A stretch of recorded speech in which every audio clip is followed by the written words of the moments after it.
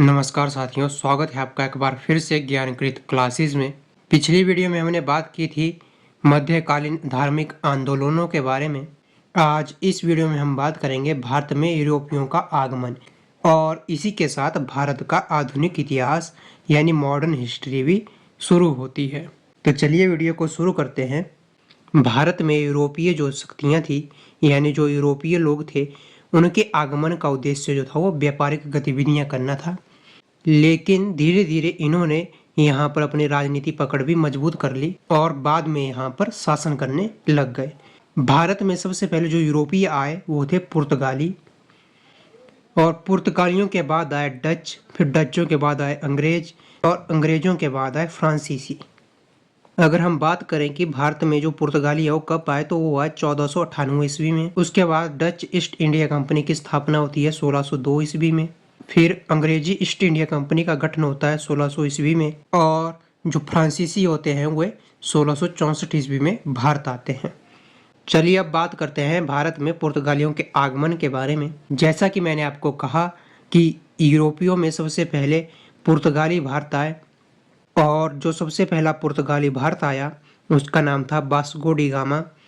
यह भारत में 20 मई 1498 ईस्वी को आया, और यह भारत के पश्चिमी तट केरल के कालीकट बंदरगाह पर उतरा, और वास्को डी गामा का कालीकट बंदरगाह पर वहां के शासक जिमोरिन ने स्वागत किया।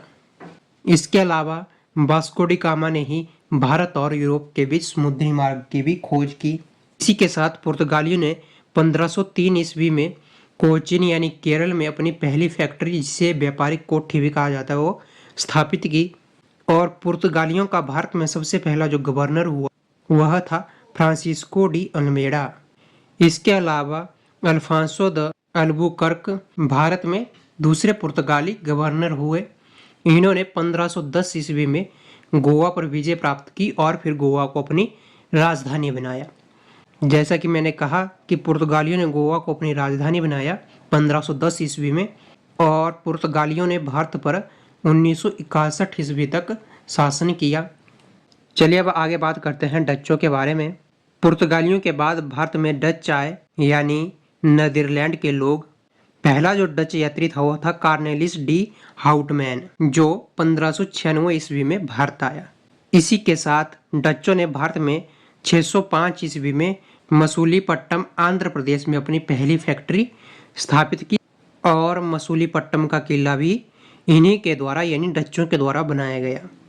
और इसके अलावा डच्चों और अंग्रेजों के बीच 1759 ईस्वी में एक युद्ध होता है, जिसमें डच जो है वो अंग्रेजों से पराजित हो जाते हैं यानी हार जाते हैं, और इसके बाद डच्चों को भारत छोड़ना पड़ता है। तो 1759 ईस्वी में डच भारत से चले जाते हैं। चलिए अब बात करते हैं आगे अंग्रेजों के आगमन के बारे में यानी ईस्ट इंडिया कंपनी के बारे में। अंग्रेजों ने 1600 ईस्वी में ईस्ट इंडिया कंपनी की स्थापना की। इसी के साथ भारत में आने वाला प्रथम अंग्रेजी जहाज जो था वो रेड ड्रैगन था, जो 1608 ईस्वी में सूरत पहुंचा, और 1613 ईस्वी में अंग्रेजों द्वारा सूरत में पहली फैक्ट्री स्थापित की जाती है।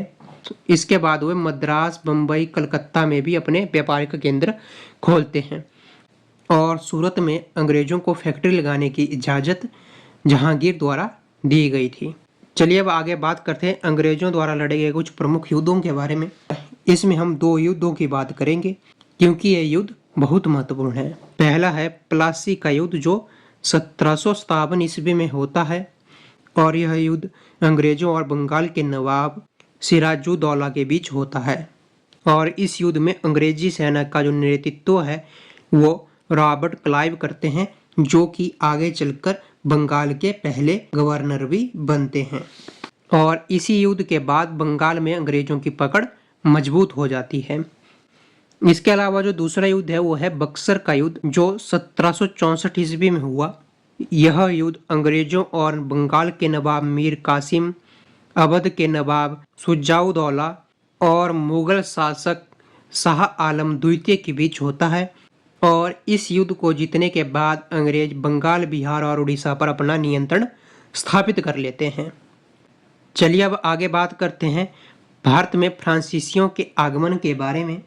भारत में फ्रांसीसी ईस्ट इंडिया कंपनी की स्थापना 1664 ईस्वी में होती है और फ्रांसीसियों द्वारा 1668 ईस्वी में सूरत में अपनी पहली फैक्ट्री स्थापित की जाती है। इसी के साथ 1761 ईस्वी में अंग्रेजों और फ्रांसीसियों के बीच युद्ध होता है, जिसमें फ्रांसीसी जो हैं वे अंग्रेजों से हार जाते हैं और उन्हें भारत छोड़ना पड़ता है।